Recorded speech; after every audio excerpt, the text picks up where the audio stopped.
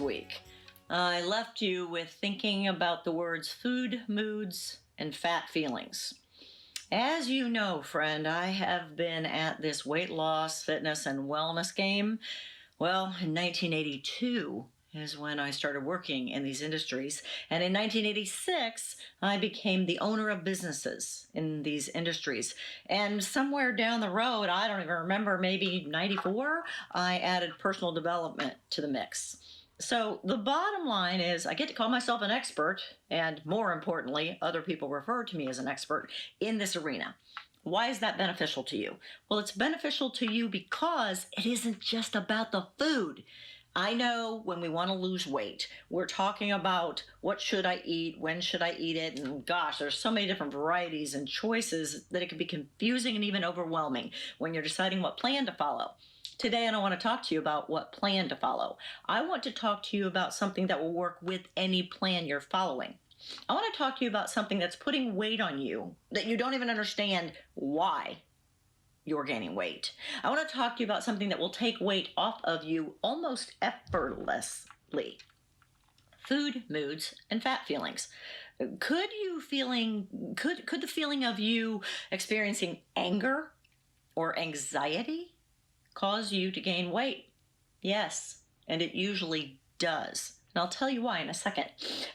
Could the attitude of being depressed, sad, lonely cause you to gain weight?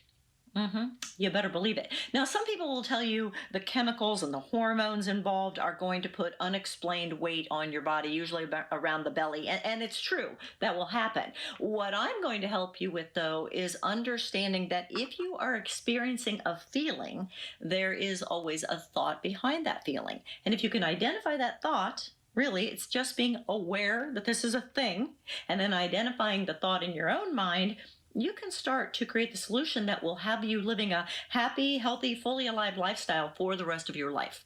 Okay, so first let's talk about some of those feelings that will put weight on you without you even realizing what's happening.